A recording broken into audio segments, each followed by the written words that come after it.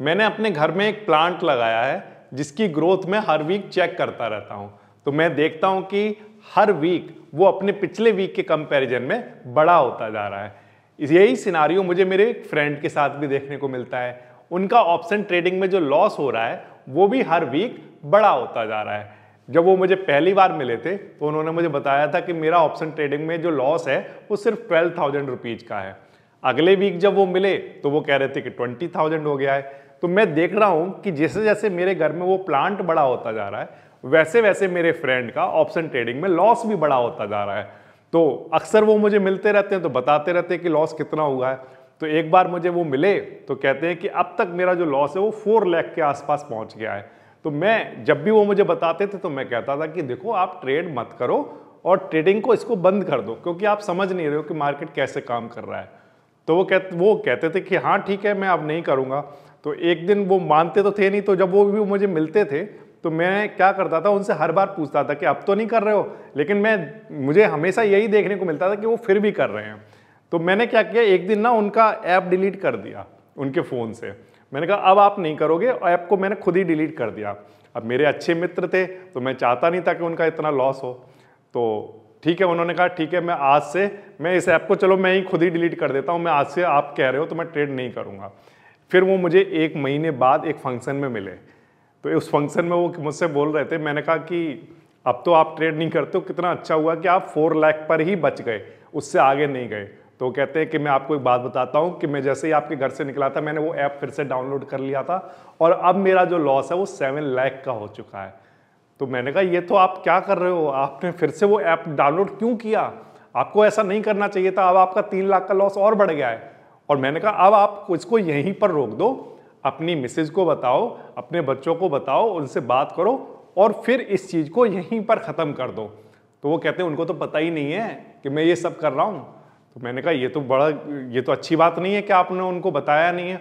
तो बोले आप भी मत बताना, मैं ये प्रॉमिस कर रहा हूँ कि मैं अब से आगे से इस तरह की कोई भी ट्रेडिंग नहीं करूँगा। तो मैंने कहा ठीक है मैं नहीं बताऊँगा। तो मैंने उसी फंक्शन में उनकी बीवी और बच्चों को सबको ये बात बता दी कि ये इंसान ऑप्शन ट्रेडिंग कर रहा है और अपना बहुत सारा लॉस कर रहा है, लगभग ये 7 लाख रुपीज़ का लॉस कर चुका है। फिर उसके बाद वो मुझसे नाराज़ हो गए और उन्होंने मुझसे बात करना बंद कर दी। फिर उसके बाद वो 1 महीने बाद वो मुझे फिर से मिले, बोले आपने कमाल कर दिया, आपने उन सबको बता दिया। और वो सब इतने नाराज़ हो गए थे और उन्होंने मेरा फ़ोन तोड़ दिया। मेरी मिसेज ने, मेरी वाइफ ने गुस्से में मेरा फ़ोन ही तोड़ दिया। बोले अब ये ना होगा फ़ोन और ना आप ट्रेडिंग करोगे। तो मैंने कहा अच्छा ही हुआ कि आप 7 लाख रुपए का लॉस कर चुके थे और अब आपने फर्दर लॉस नहीं किया हुआ, कितना अच्छा हुआ कि आपका फ़ोन टूट गया। बोले नहीं, फ़ोन तो मैंने अगले दिन ही ले लिया था, मार्केट खुलने से पहले ही मैं फ़ोन लेकर आ गया था और अब मेरा जो लॉस है वो 12 लाख रुपए का लॉस हो चुका है। तो मैंने कहा अच्छा चलो ठीक है, अब ये बात तो समझ में आ गई है कि आप एडिक्टेड हो गए हो और आप मानोगे नहीं। मैं आपसे ये समझना चाह रहा हूँ कि आप ये बताओ, आप मार्केट में जब ट्रेड करते हो तो करते कैसे हो? तो वो कहते हैं बिल्कुल सिंपल सा मेरी एक स्ट्रेटजी है। देखो मार्केट में मैं जाता हूँ, सबसे पहला काम क्या करता हूँ, ये देखता हूँ कि निफ्टी आज रेड कलर का है या ग्रीन कलर का है। मैं कहा ये कौन सी स्ट्रेटजी है, मुझे भी समझाओ। बोले देखो अगर मार्केट में निफ्टी रेड कलर का है तो मैं उस दिन पुट ऑप्शन बाय करता हूँ, भर के लेता हूँ बहुत सारे। और अगर निफ्टी ग्रीन कलर का होता है इसका मतलब मार्केट आज बढ़ेगा, तो मैं बहुत सारे जो कॉल ऑप्शन होते हैं उनको बहुत सारे भर के एकदम बहुत सारे लॉट को लेता हूं और फिर उसके बाद मुझे क्या होता है, लॉस हो जाता है। तो मैंने कहा आप एक बात बताओ कि अगर आप मान लो चलो एग्जांपल के लिए आप नेकेड कॉल को लेते भी हो, नेकेड पुट को लेते भी हो, उसके बाद आप क्या करते हो? बोले उसके बाद कुछ नहीं करता हूं, प्रॉफिट वाली स्क्रीन लगाकर बैठ जाता हूं और फिर उसके बाद देखता रहता हूं कितना लॉस हो रहा है और फिर उसके बाद अपनी पोजीशन स्क्वायर ऑफ कर देता हूं जैसे ही लॉस होता है। तो मैंने कहा आपको कभी प्रॉफिट होता है? कि हाँ प्रॉफिट भी होता है, लेकिन हाँ जितना प्रॉफिट होता है उससे ज़्यादा अगले दिन लॉस हो जाता है। तो मैं कहा देखो आपको ये समझने की ज़रूरत है कि आप चाहे कॉल ऑप्शन नेकेड बाय क्यों ना कर रहे हो, आप चाहे नेकेड पुट ऑप्शन क्यों ना बाय कर रहे हो, आपको रिस्क मैनेजमेंट की ज़रूरत है। अगर आप रिस्क मैनेज करोगे तो आपको ये जो लॉस हैं ये होने बंद हो जाएंगे। तो पहले आप उनको थोड़ा समझ लो। आप कभी इस ऑप्शन चेन को देखते हो? तो बोले नहीं ये हम कभी नहीं देखते हैं, हम तो केवल रेड और ग्रीन देखते हैं, सिर्फ 2 ही चीज़ें देखते हैं। तो मैंने कहा अब आप आगे से ये नहीं करोगे। अब आपको आगे से सिर्फ दो चीजें देखनी है, इसको रेड ग्रीन नहीं देखना। अब आपको सिर्फ क्या करना है, आपको ये देखना है कि ओपन इंटरेस्ट ये कैसे काम कर रहा है, एक तो इसको समझना है और दूसरा आपको ग्रीक्स को समझना है। अगर आप ग्रीक्स को समझ के काम करोगे तब तो हो सकता है कि आपका लॉस कम हो या ना हो, लेकिन मैं ये इस बात की गारंटी नहीं ले रहा हूं कि आप प्रॉफिटेबल हो जाओगे। तो लेकिन हाँ, क्योंकि अब आप मानोगे तो हो नहीं, तो अगर आप कर ही रहे हो तो थोड़ा समझ के कर लो। तो मैंने उनको समझाया कि किस तरह से जो ग्रीक्स हैं वो हमारे रिस्क को मैनेज करते हैं, और वो जो सारी बातें मैंने उनसे कही, इन्हीं सब की बातें होंगी आज की क्लास में। तो चलिए समझने की कोशिश करते हैं कि जब आप एक ट्रेड लेने से पहले अपने 2 स्टेप कंप्लीट कर चुके होते हैं, यानी कि जब आप मनी मैनेजमेंट कर चुके होते हैं, जिसमें आप ये डिसाइड कर लेते हैं कि अगर मार्केट में लॉस होगा तो आप मैक्सिमम अपने टोटल अमाउंट का कितना लॉस लेंगे, और जब साथ में सेकंड स्टेप यानी कि रिस्क मैनेजमेंट भी आप कंप्लीट कर चुके हैं, जिसमें आप ये डिसाइड करते हैं कि on the basis of number of lot या कितना अमाउंट आप लॉस कर सकते हैं मैक्सिमम, उसके बेसिस पर आपका स्टॉप लॉस कहाँ पर होगा। जब आप मनी मैनेजमेंट और रिस्क मैनेजमेंट ये 2 काम कर चुके होते हैं, फिर बारी आती है कि अब आप एक मार्केट में ट्रेड लें। लेकिन सवाल ये है कि मार्केट में ट्रेड जब हम लें तो कौन सी ट्रेड लें जो कि बेस्ट ट्रेड होगी, क्योंकि मार्केट में जब हम ऑप्शन चेन को ओपन करते हैं तो ऑप्शन चेन ओपन करने पर तो बहुत सारी स्ट्राइक दिख रही हैं। यहाँ पर हम निफ्टी के एट द मनी को परचेज करें तब से ज़्यादा बेस्ट रहेगा, या ओटीएम को परचेज करें या आईटीएम को, इनमें से कौन सी स्ट्राइक ऐसी है जो बेस्ट है।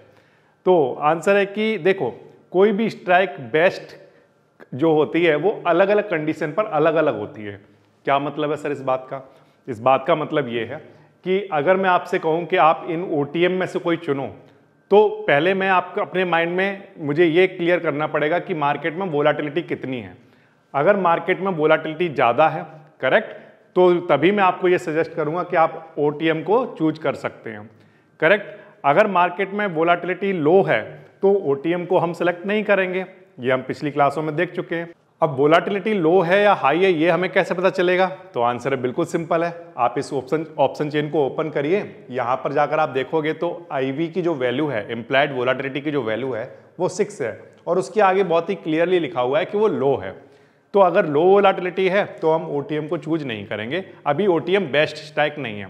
लेकिन सपोज करो अगर यहाँ पर लिखा होता वोलाटिलिटी हाई है, ठीक है, इसकी वैल्यू बहुत ज़्यादा होती, जैसे एग्जाम्पल की कहता हूँ कि 20, 30, इस तरह से कोई हाई वेरी हाई वैल्यू होती, तब मैं आपसे ये कहता हूँ कि तब ओटीएम क्या बन जाती, बेस्ट स्ट्राइक बन जाती। तो इससे इस एग्जाम्पल से आपको ये तो समझ में आ गया होगा कि कोई भी स्ट्राइक बेस्ट नहीं होती है जब आप ट्रेड लेने जा रहे होते हैं। क्यों? क्योंकि मार्केट में कंडीशन चेंज हो सकती हैं। जैसे एग्जाम्पल के लिए मैं कहता हूँ कि वोलाटिलिटी अभी तो लो है, लेकिन मार्केट में ट्रेड हमने लिया और लेने के बाद वोलाटिलिटी हाई हो गई, तो एटीएम लेना, मान लो स्टार्टिंग में हमने एटीएम ले लिया था और अगर वोलाटिलिटी हाई हो गई तो आप बाद में सोचोगे कि नहीं ओटीएम लेना ही बेस्ट रहता।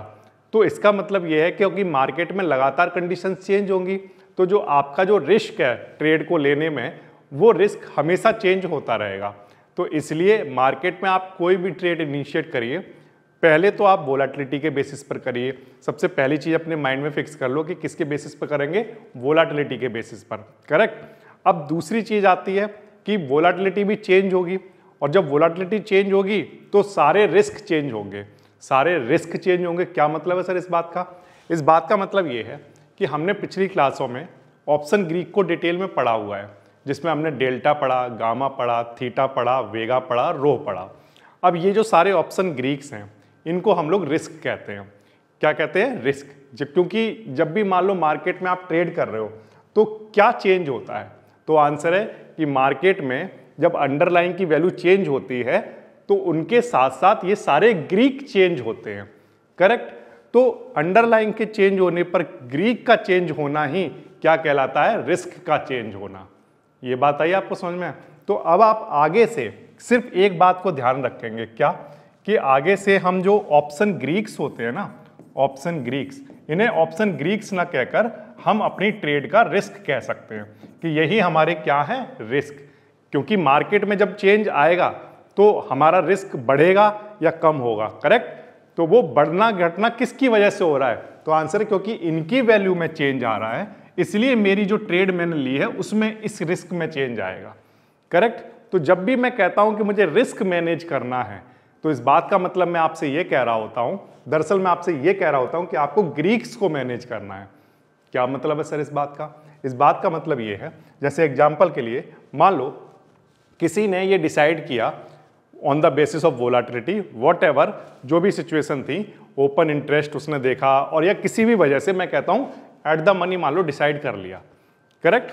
तो अब मैं ये मान के चल रहा हूं कि मैं एट द मनी परचेज कर चुका हूं, करेक्ट। अब जब मैंने एट द मनी का 25,500 का कॉल परचेज कर लिया, क्योंकि सेंटीमेंट कह रहा था कि मार्केट जो है वो बुलिश है, तो मेरा अब जो रिस्क है वो क्या क्या है? तो आंसर है कि अगर आपने कॉल परचेज कर लिया है तो अब आपका जो रिस्क स्टार्ट होगा वो डेल्टा पर स्टार्ट होगा, सबसे बड़ा रिस्क। कैसे? कि देखो अगर मार्केट में वोलाटिलिटी लो रही, कैसी रही हो गई? लो वोलाटिलिटी, तो क्या होगा? तो आंसर है ये जो थीटा है ना, ये जो थीटा है वो क्या करेगा? तेजी से टाइम को डिके कराएगा, करेक्ट। अब तेजी से टाइम को जब वो डिके करा रहा होगा तो मेरी जो डेल्टा की वैल्यू है, या मैं कहूँ या ये जो डेल्टा है इसकी वैल्यू बढ़ नहीं रही होगी, इसकी वैल्यू बढ़ने की बजाय क्या हो रही होगी? घट रही होगी। अब मेरा डेल्टा कम हो रहा है, तो डेल्टा आप जानते हो किसको बताता है? मेरे ऑप्शन के प्राइस को बताता है कि कितना बढ़ेगा। तो जब मेरा डेल्टा नहीं बढ़ रहा तो मेरे ऑप्शन का प्राइस नहीं बढ़ रहा होगा, और मेरा ऑप्शन का प्राइस बढ़ने की बजाय थीटा जो है उसको टाइम डिके करा के उसको कम करता जा रहा है, करेक्ट। तो ये जो डेल्टा है वो मेरा क्या बन गया? रिस्क बन गया, करेक्ट। क्योंकि यही सबसे बड़ा रिस्क है अभी। क्यों? क्योंकि अगर ये नहीं बढ़ा तो इस ट्रेड को लेने का कोई फायदा नहीं होगा। हमेशा ध्यान रखना, मार्केट में दो तरह के लोग होते हैं। एक तो ये देखते हैं कि मेरा अंडरलाइंग बढ़ रहा है या नहीं बढ़ रहा है, यानी कि कुछ लोग तो निफ्टी को देखते रहते हैं सिर्फ कि निफ्टी में क्या हो रहा है, करेक्ट। दूसरे तरह के जो ट्रेडर होते हैं वो ये देखते हैं कि मेरे ग्रीक्स में क्या हो रहा है। तो जो प्रो ट्रेडर हैं, जो प्रोफेशनल तरीके से इस काम को कर रहे हैं, वो जनरली ग्रीक्स या वोलाटिलिटी को ही देख रहे होते हैं। वो इस बात से कोई लेना देना नहीं उनको कि निफ्टी क्या कर रहा है, क्योंकि वोलाटिलिटी चेंज हो रही है, निफ्टी की वैल्यू चेंज हो रही होगी, वोलाटिलिटी चेंज हो रही है, करेक्ट। तो वोलाटिलिटी देखो या निफ्टी को देखो, वो एक ही बात है। अपने अगर आप ग्रीक्स पर ध्यान रखोगे तो आप समझो कि आपकी ट्रेड जो है वो मैनेज रहेगी, उसका रिस्क हमेशा मैनेज रहेगा। तो अब रिस्क मैनेजमेंट का मतलब क्या है, थोड़ा समझने की कोशिश करते हैं। देखो सबसे पहली चीज, मान लो हमने कोई एक ट्रेड इनिशिएट की, ठीक है, तो हम क्या करेंगे? हम अपनी ट्रेड को मॉनिटर करेंगे। ट्रेड को जब हम देखें तो क्या देखें? या ट्रेड लेने के बाद अपना प्रॉफिट लॉस देखते रहें या निफ्टी का चार्ट देखते रहें, हम क्या देखें? तो आंसर है कि जब भी आप एक ट्रेड इनिशिएट कर लेते हो तो हर ट्रेड इनिशिएट करने के साथ वहां पर एक रिस्क आ जाता है। वो रिस्क आ जाता है का मतलब ग्रीक्स आ जाते हैं, उस पर्टिकुलर पोजीशन के कुछ ना कुछ ग्रीक्स होते हैं। उन ग्रीक्स को हमें मैनेज करना होता है। क्यों? क्योंकि वो लगातार चेंज हो रहे होते हैं। जैसे एग्जांपल के लिए मान लो आपने एक ट्रेड सेलेक्ट कर ली, करेक्ट, जो भी करंट सिचुएशन थी उसके हिसाब से आपने एक ट्रेड सेलेक्ट कर ली। मैंने माना कि आपने एट द मनी का स्ट्राइक परचेज कर लिया, 25,500 पर निफ्टी चल रहा है, और उसका आपने कॉल ऑप्शन परचेज कर लिया, जो कि मार्केट में दिखा रहा है, मैं वही लिख देता हूं जो दिखा रहा है, 101 दिखा रहा है, मैं थोड़ी देर के लिए 100 ले लेता हूं, ठीक है। आपने 100 रुपीज पर इसको परचेज कर लिया। नाउ अब जैसे ही आपने इसको परचेज किया था तो वैसे ही दो तीन चीजें हुई। क्या हुई सर? वो ये हुई कि यहाँ पर डेल्टा कुछ आ गया, हमारी जो ट्रेड है उस स्ट्राइक पर कुछ डेल्टा आ गया है, हमारे पास हमारे अकाउंट में कुछ डेल्टा आ चुका है। और क्या आ गया सर? और गामा भी आ गया है, और क्या आ गया है? थीटा भी आ गया है, और क्या आ गया है? कप्पा भी आ गया, यानी वेगा भी आ गया है। ये चारों चीजें इसके लेते ही हमारे पास आ गई है हमारी ट्रेड में, करेक्ट। अब मैं एग्जांपल के लिए कहता हूं, जो एक्चुअल वैल्यू है चलो उन्हीं को पुट करते हैं। जैसे डेल्टा की वैल्यू इस स्ट्राइक के लिए 0.55 है। अगर मैं अपने गामा की वैल्यू देखूं इस स्ट्राइक के लिए तो मेरे गामा की वैल्यू 0.0018 दिखा रहा है, मैं वही यहां पर पुट करता हूं 0.0018, करेक्ट। और मेरे जो थीटा की वैल्यू है वो इस वाली स्ट्राइक के लिए लगभग 11 के आसपास है, तो चलो मैं 11 लिख लेता हूं, ठीक है। और मेरा जो कप्पा है यानी कि जो मेरा वेगा है, वो वेगा मेरा दिखा रहा है यहाँ पर, ये भी 11 के आसपास है, तो मैं इसको भी 11 ले लेता हूं, करेक्ट। नाउ अब थोड़ा सा समझने की कोशिश करना आप। जैसे ही आपने ट्रेड ली, ट्रेड इनिशिएट होते ही ये सब आ गया आपकी ट्रेड में, करेक्ट। अब क्या होगा? तो आंसर है कि देखो दो तीन चीजें होंगी। मार्केट में जो हमारा अंडरलाइंग है, करेक्ट, अंडरलाइंग मतलब सर, अंडरलाइंग मतलब निफ्टी की वैल्यू में कुछ चेंज आएंगे। निफ्टी लगातार बढ़ता घटता है, करेक्ट। अब सवाल है कि अगर निफ्टी जो है वो बहुत तेजी से मूव नहीं कर रहा है किसी भी पर्टिकुलर डायरेक्शन में, अपनी मीन पोजीशन से टू एंड फ्रो कर रहा है, करेक्ट, तो उस केस में हमें ये क्लियर है कि वोलाटिलिटी यानी कि मार्केट में है नहीं। अगर वोलाटिलिटी है नहीं, वोलाटिलिटी लो है, तो क्या होगा? तो आंसर है कि जो ये मेरी जो रिस्क प्रोफाइल है, इसको हम लोग क्या बोलते हैं? रिस्क प्रोफाइल बोलते हैं। तो ये मेरी जो रिस्क प्रोफाइल है ये चेंज होने लगेगी। कैसे चेंज होने लगेगी? तो आंसर है जैसे मान लो मेरा जो डेल्टा है, अब वोलाटिलिटी लो थी, मैंने एक थोड़ी देर के लिए मैंने माना कि वोलाटिलिटी कैसी है? लो आई हुई है, ये मैंने माना, करेक्ट। तो उस केस में मेरा जो डेल्टा है वो 0.5 से कम होने लगेगा। कितना हो जाएगा सर? मैं एग्जैक्ट नहीं बता सकता, बट मैंने माना कि ये ओटीएम बनने लगेगा। क्या बनने लगेगा? ओटीएम की तरह बनने लगेगा, या मैं कहूँ ये धीमे धीमे कम होना स्टार्ट हो जाएगा। क्यों? क्योंकि लो आईवी है, टाइम डिके की वजह से डेल्टा कम होगा, और डेल्टा कम होगा तो मेरे प्रीमियम की वैल्यू भी क्या होने लगेगी? कम होने लगेगी। जो 100 है उससे कम होने लगेगी, करेक्ट। तो यहां पर ये 0.5 से एग्जांपल के लिए मैंने कहा कि 0.40 हो गया, ठीक है, थोड़ी देर बाद। अब सवाल है कि सर ये 0.40 हो गया, तो उस टाइम पर ये जो स्ट्राइक है वो ओटीएम की तरह बिहेव करने लगी, क्योंकि एट द मनी का डेल्टा तो 0.55 होना चाहिए या 0.5 के आसपास होना चाहिए, लेकिन ये तो 0.40 हो गया, और 0.40 डेल्टा तो सर ओटीएम का होता है। अब यहां तो ट्विस्ट आ गया एक। क्या ट्विस्ट आ गया? कि लिया तो हमने एटीएम था, करेक्ट, लेकिन ये जो डेल्टा है ये तो ओटीएम का डेल्टा बन गया है। और प्रॉब्लम ये है कि हम तो एटीएम चाह रहे थे, हमारी ट्रेड एटीएम रहे, तो उसके लिए आपको क्या करना पड़ेगा? तो आंसर है कि अपने डेल्टा को वापस से उसी पोजीशन पर लेकर आना पड़ेगा, उसी पोजीशन पर आना पड़ेगा। इस बात का क्या मतलब है? इस बात का मतलब ये है कि 0.50 से आप चले थे, 0.40 हो गया है, करेक्ट, किसी भी वजह से हो गया। नाउ अब आपका एक काम है कि इसको 0.40 बनाओ। तो इसमें क्या करना पड़ेगा? 0.40 से 0.50 जाने के लिए 0.15 मुझे ऐड कराना पड़ेगा, 0.15। तो ये कितना बनेगा? 5, ठीक है, 0.55 बन जाएगा वापस से। अब लेकिन सवाल ये है कि सर ये 0.15 में बढ़ाऊंगा कैसे इसको? मेरी मर्जी थोड़ी है, मैं क्या बढ़ा सकता हूं इसको? 0.15 इसमें ऐड करा सकता हूं? तो आंसर हाँ, करा सकते हो। कैसे करा सकते हैं सर? बिल्कुल सिंपल है। आपको क्या करना होगा? आपको एक और कॉल परचेज करनी होगी जो 0.15 वाली डेल्टा वाली हो। मतलब ये कि अब आपको क्या करना है, जो डेल्टा है जिसका डेल्टा 0.15 के आसपास हो, जैसे कि ये वाली स्ट्राइक है ना, आपको अब क्या करना पड़ेगा? इसको भी परचेज करना होगा। अब जब आप इसको परचेज कर लोगे तो उस टाइम पर क्या होगा? 0.40 जो आपका डेल्टा बन गया था उसमें ये वाला डेल्टा और ऐड हो जाएगा। अब अगेन आपका जो डेल्टा है वो कितना हो गया? 0.55। अब एक इंपॉर्टेंट बात, आप इसको डेल्टा न्यूट्रल मत समझ लेना। मैं डेल्टा न्यूट्रल नहीं कर रहा हूं, इस बात को ध्यान रखना, मैं डेल्टा को न्यूट्रल नहीं कर रहा हूं। डेल्टा न्यूट्रल का मतलब होता है डेल्टा जीरो। यहां पर डेल्टा न्यूट्रल की स्ट्रेटेजी की बातें नहीं चल रही हैं, यहां पर बात चल रही है कि अपने रिस्क को मैनेज कैसे किया जाता है।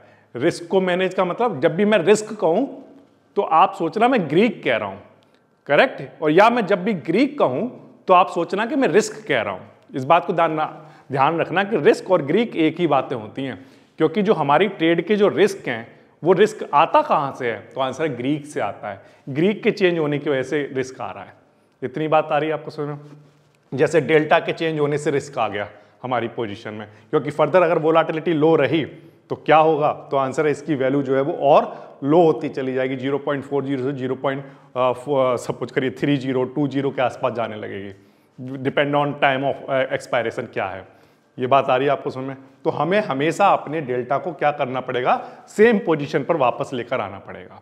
तो फिर से सबसे पहला काम क्या करते हैं? तो आंसर, हमने एक ट्रेड इनिशिएट करते हैं ऑन द बेसिस ऑफ, किसके बेसिस पर करते हैं बताइए? तो आंसर है on the basis of current situation. जो भी करंट सिचुएशन है वो आप देख सकते हो। आपने ओपन इंटरेस्ट देख लिया है, आपने डेटा देख लिया, एफआईआई क्या कर रहे हैं, डीआईआई क्या कर रहे हैं, मल्टी स्ट्राइक ओपन इंटरेस्ट कितना है, ये सब आपने देख लिया। उसके बेसिस पर आपने मार्केट का एक सेंटीमेंट देखा और उसके बाद आपने एक ट्रेड इनिशिएट कर दिया। वो आपकी करंट सिचुएशन के बेसिस पर ट्रेड आ गई। फिर आ जाएंगे आपके ग्रीक्स।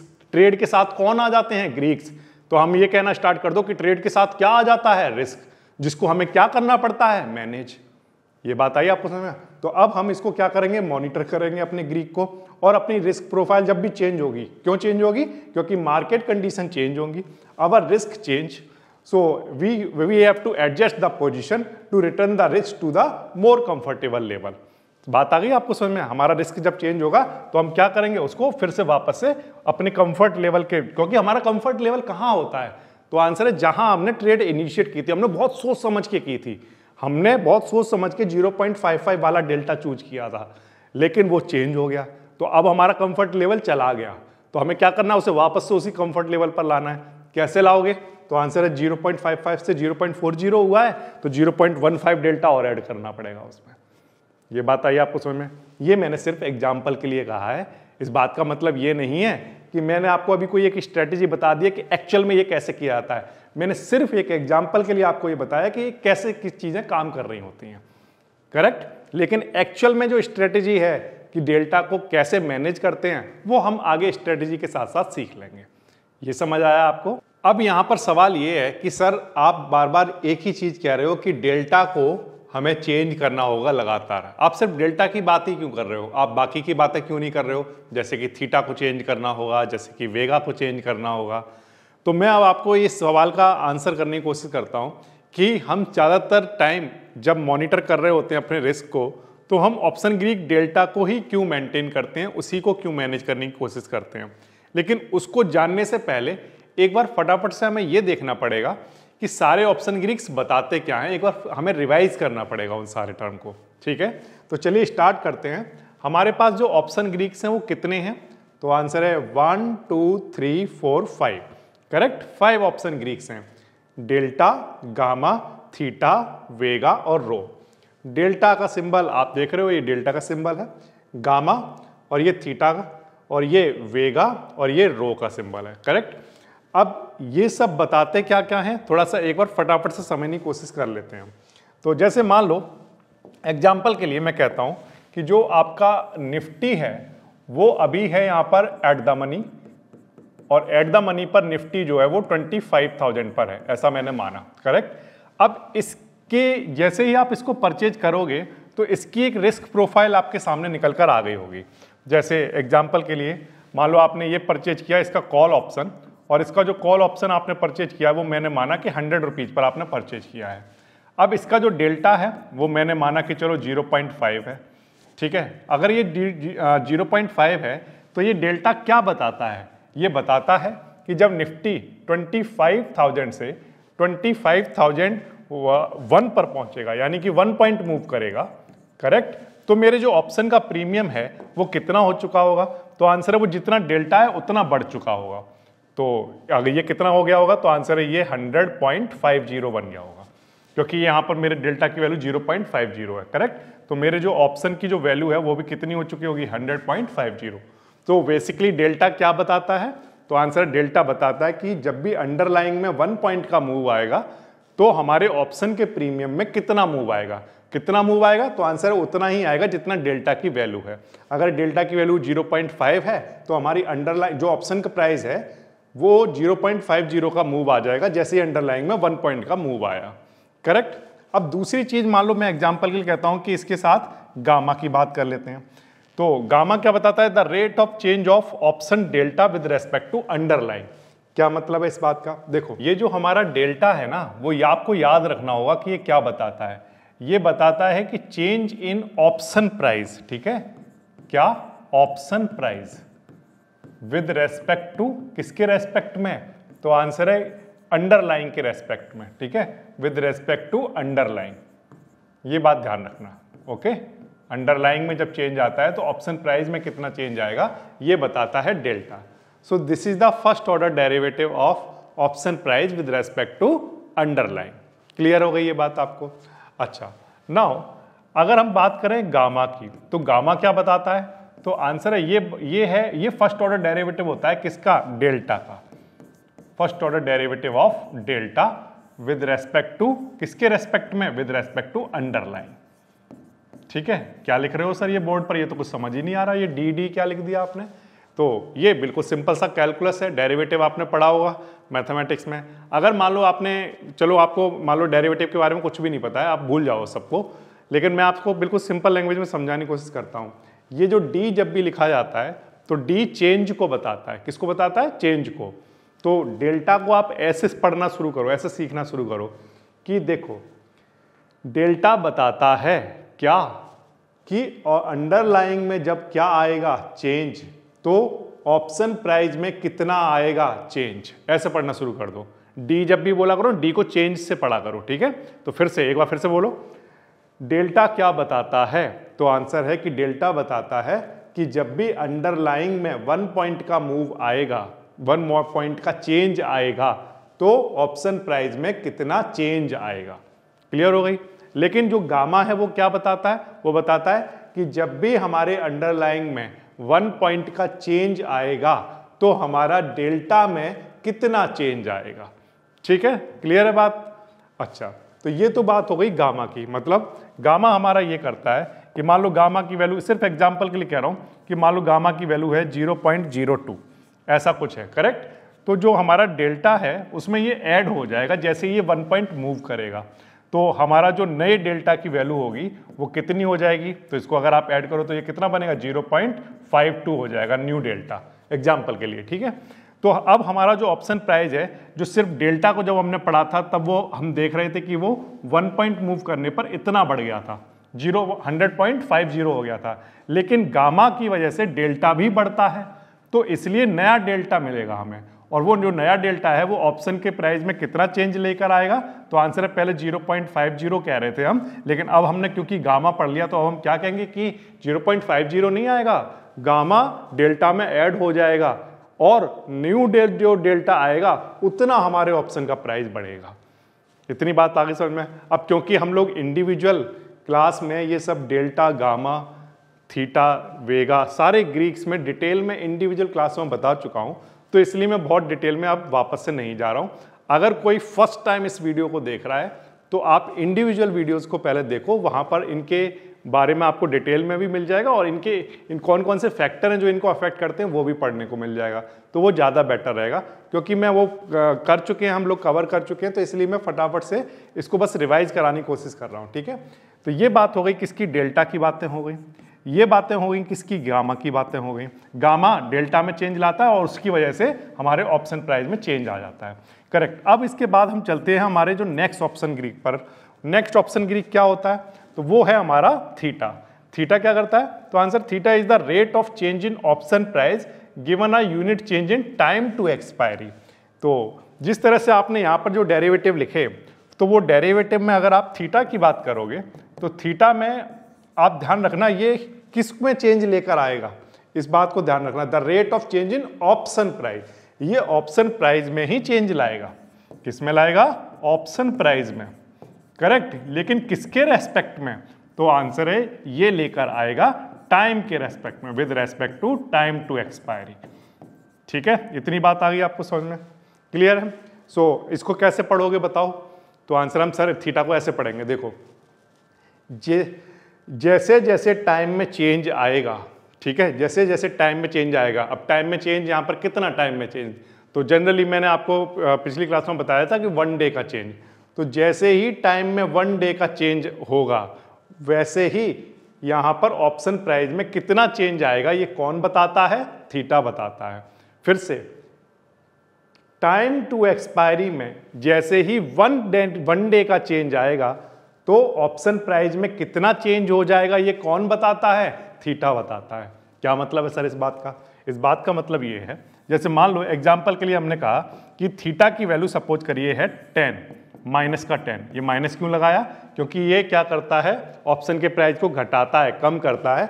तो जो बढ़ाते हैं उनके लिए तो प्लस के साइन यूज करते हैं और जो घटाते हैं उनके लिए माइनस का साइन यूज करेंगे, ठीक है? क्योंकि ये डिक्रीज कर रहा है value. Okay, so theta is -10। तो अगर थीटा -10 है तो मान लो एग्जाम्पल के लिए मैं कहता हूँ कि सपोज करो आज है सिर्फ एग्जाम्पल के लिए 6 नवंबर, ठीक है, और फिर ये हो गया नेक्स्ट डे आ गया 7 नवंबर। तो अगर बाकी सारी चीज़ें कांस्टेंट रहीं मार्केट में, कुछ भी ना बदले, थीटा ना बदले, वोलाटिलिटी ना बदले, बाकी सब कुछ कांस्टेंट अगर मार्केट में लिया जाए तो थीटा ये बताता है कि ऑप्शन के प्राइस में ऑटोमेटिकली इतने रुपीस कम हो जाएंगे। क्या मतलब है सर इस बात का? इस बात का मतलब ये है कि मार्केट में अगर ये 6 नवंबर को 100 रुपीज का हुआ इस एट द मनी का ऑप्शन, तो 7 नवंबर को अगर मार्केट में कुछ और ना बदले, सब कुछ कांस्टेंट रहे, तो इसकी वैल्यू जो है वो 10 रुपीज ऑटोमेटिकली कम हो जाएगी, यानी कितनी रह जाएगी? 90 रुपीज रह जाएगी। करेक्ट, ये थीटा बताता है। ठीक है, चलो सर आपकी ये बात भी मान ली। अब इसके बाद नेक्स्ट हमारे पास आया होता है वेगा। वेगा यानी इसको कप्पा से डिनोट करते हैं। ये क्या बताता है? The rate of change in option price with respect to change in implied volatility. ठीक है, तो इसको भी चलो नोट करते हैं in the form of calculus. तो कप्पा क्या बताता है? Change in option price, change in option price with respect to, किसके रेस्पेक्ट में? तो आंसर है ये बताता है किसके रेस्पेक्ट में? With respect to volatility. ठीक है, वोलाटिलिटी। ओके, नाउ क्या मतलब है सर इस बात का? इस बात का मतलब ये है कि मान लो मार्केट में अभी जो एट द मनी की जो वोलाटिलिटी थी वो सपोज करिए मैं कहता हूं कि 8% थी। कितनी थी? 8% थी। अब थोड़ी देर बाद क्या हुआ? सेम डे में मार्केट में हमने देखा कि वोलाटिलिटी 8 से सपोज करिए 9% हो गई। कितनी चेंज आ गई? 1% का चेंज आ गया वोलाटिलिटी में। जब वोलाटिलिटी में 1% का चेंज आएगा तो हमारे ऑप्शन प्राइस में कितना चेंज आएगा? तो आंसर जितना उसका वेगा होगा, जितना उसका क्या होगा? वेगा होगा। तो मैंने माना कि जो वेगा है वो सिर्फ एग्जांपल के लिए कह रहा हूं कि 10 है। कितना है? 10 है। तो अगर वोलाटिलिटी इंक्रीज हुई है तो ऑप्शन के प्राइस में भी उतना ही इंक्रीज हो जाएगा। मतलब ये कि मान लो जब वोलाटिलिटी कितनी थी? 8%। ठीक है, तब ऑप्शन का प्राइस 100 रुपीज था। लेकिन अगर वोलाटिलिटी 8% से 9% हो गई तो जो कप्पा है, जितना कप्पा की वैल्यू है, यानी कि जितनी वेगा की वैल्यू है, उतना ही ऑप्शन प्राइस में इंक्रीज हो जाएगा। ठीक है, तो ये कितना हो जाएगा? 110 रुपीज का हो जाएगा। तो जो वेगा है वो वोलाटिलिटी के बेसिस पर ऑप्शन प्राइस को चेंज करता है। तो कैसे पढ़ोगे इसको? तो आंसर है जब भी वोलाटिलिटी में 1% का चेंज आएगा तो ऑप्शन प्राइस में कितना चेंज आएगा ये कौन बताता है? तो आंसर है कप्पा बताता है या वेगा बताता है।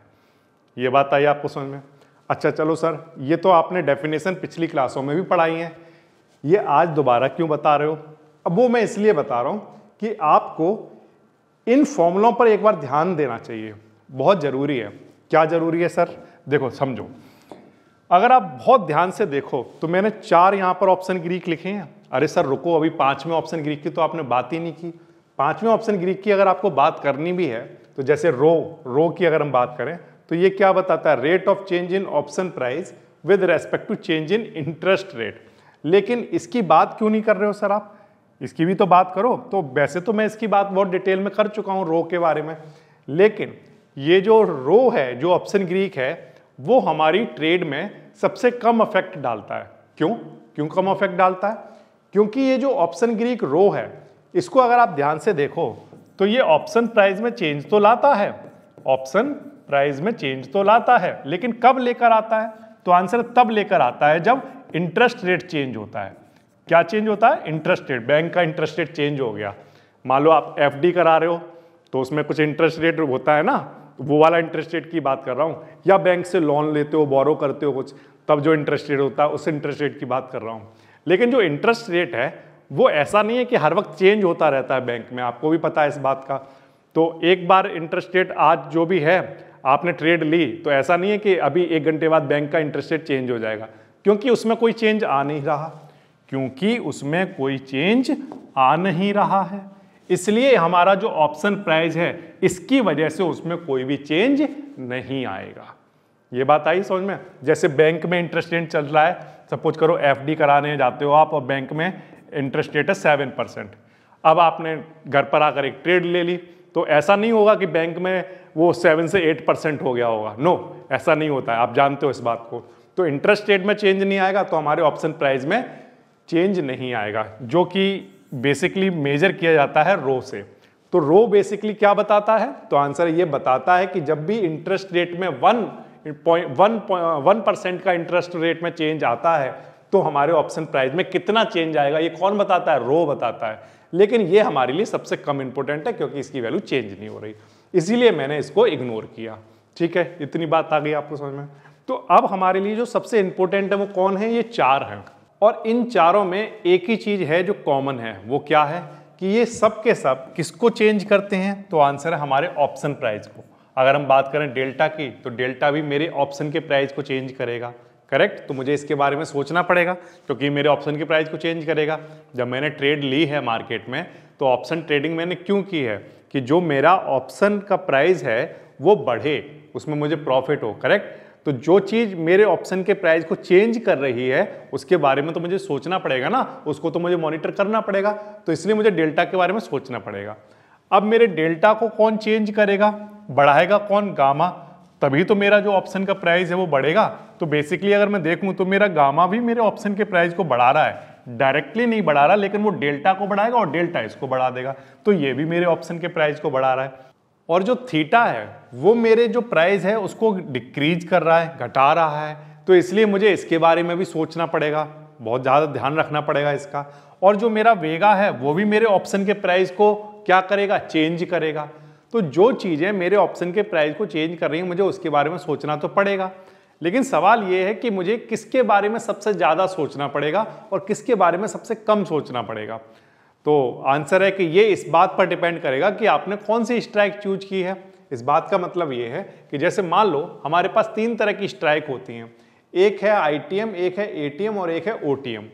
अब अगर हम बात करें सबसे पहले ओटीएम की, तो ओटीएम की अगर बात करें तो वहां पर डेल्टा, गामा, थीटा और वेगा, ये चारों जो होती हैं इनकी वैल्यू लो होती हैं। ये हम पिछली क्लासों में पढ़ चुके हैं।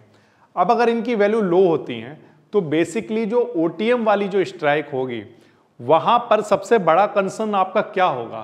तो आंसर सबसे बड़ा कंसर्न ये होगा कि मार्केट में बड़ा मूव आए। अगर मार्केट में बड़ा मूव नहीं आता है तो जैसे जैसे टाइम टू एक्सपायरी पास आती जाएगी तो वैसे वैसे इन सब की वैल्यू डिक्रीज होती चली जाएंगी और किसको अप्रोच करने लगेंगी? जीरो को अप्रोच करने लगेंगी, करेक्ट। तो इसलिए आपका जो सबसे बड़ा कंसर्न है वो इनमें से कौन सा ऑप्शन ग्रीक होगा? तो आंसर है कि वहां पर आपकी वोलाटिलिटी बढ़े। क्या बढ़े? वोलाटिलिटी में इंक्रीज हो, ठीक है। वोलाटिलिटी, अगर आपके कप्पा की वैल्यू नहीं बढ़ रही है, अगर आपके वेगा की वैल्यू नहीं बढ़ रही है, करेक्ट, तो उस केस में आपको इस वाली स्ट्राइक पर लॉस ही होगा, हर हाल में होगा, क्योंकि टाइम टू एक्सपायरी पास आता जाएगा और ये सब लो होते जाएंगे। इसलिए आपका जो सबसे बड़ा कंसर्न होगा वो कौन होगा? तो उस केस में आपका सबसे बड़ा कंसर्न वोलाटिलिटी होगा।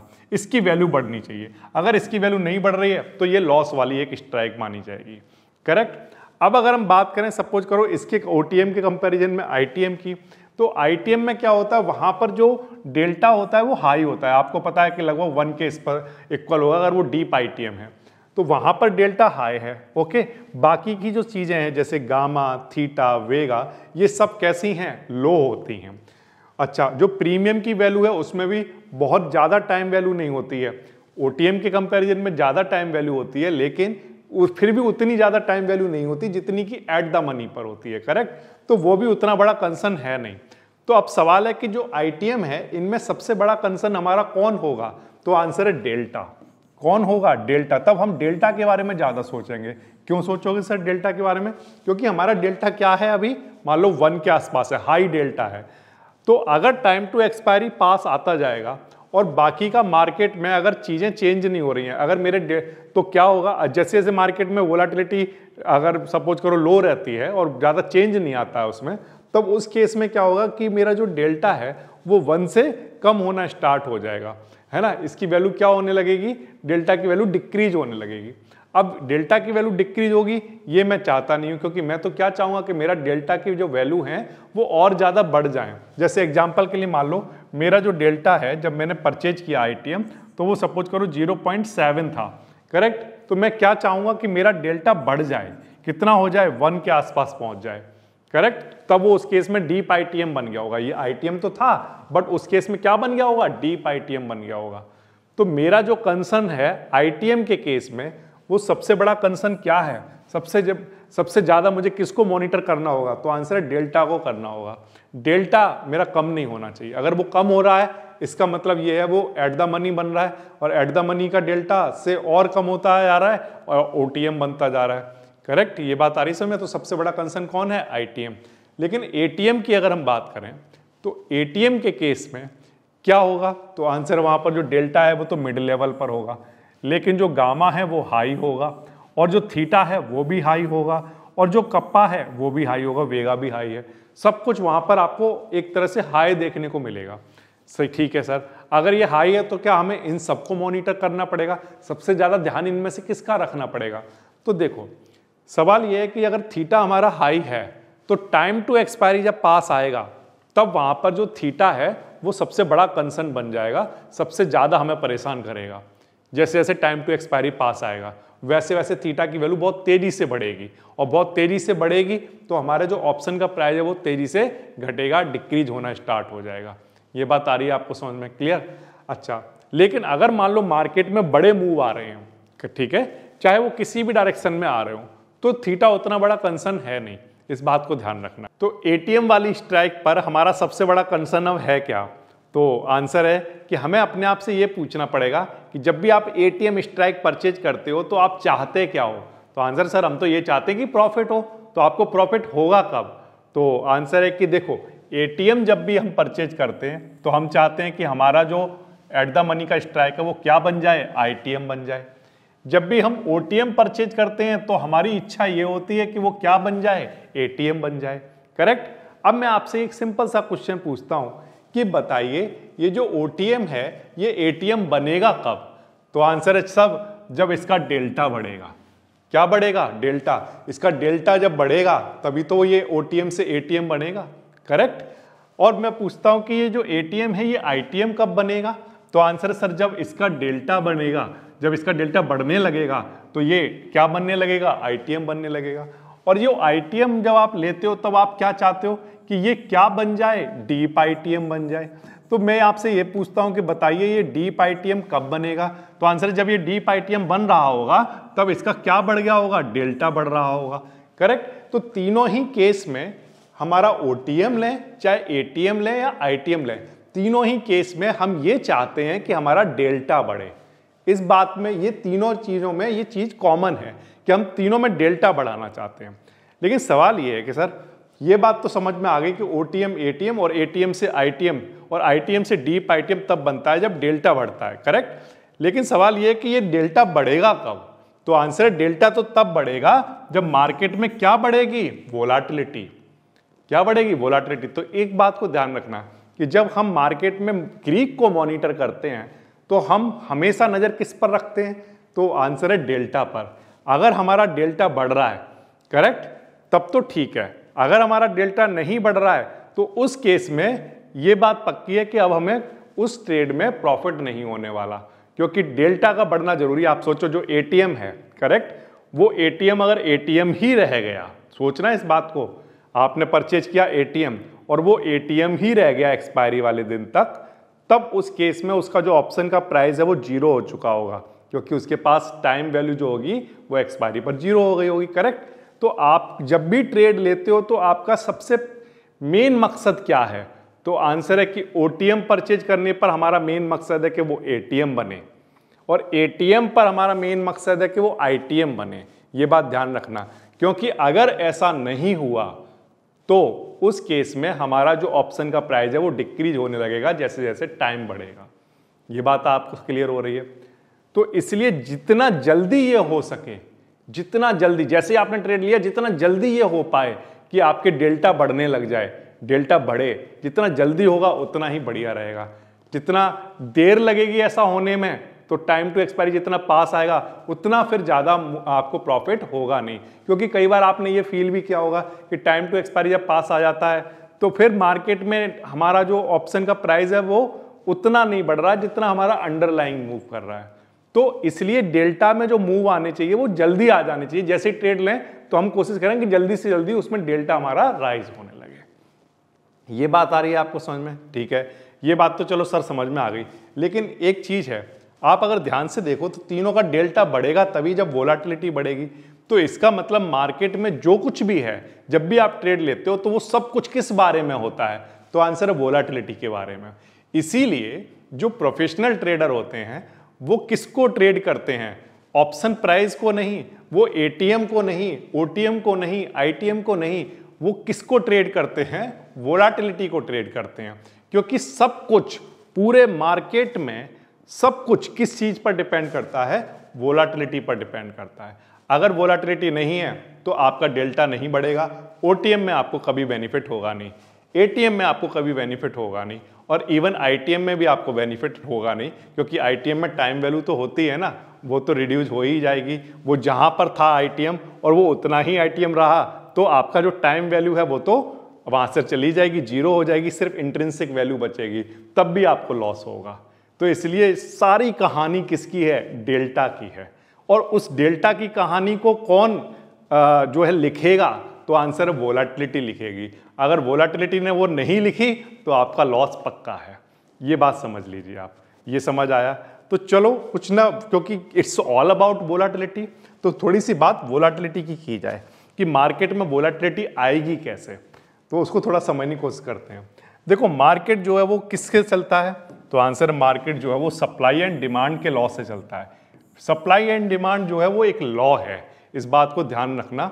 मार्केट में चाहे कोई कुछ भी बोलता रहे कि आप ये वाली स्ट्रेटेजी यूज कर लो, ये कर लो, वो कर लो, कुछ भी बोलता रहे, लेकिन अगर मार्केट में सप्लाई और डिमांड नहीं है तो इस बात का मतलब ये होगा कि मार्केट में आप चाहे एटीएम परचेज करो, ओटीएम या आईटीएम, सब पर लॉस होना है। क्यों? क्योंकि ऑप्शन जो है वो डिकेइंग असेट हैं, स्टॉक जो है वो डिकेइंग असेट नहीं होते, उनका डेल्टा हमेशा 1 होता है।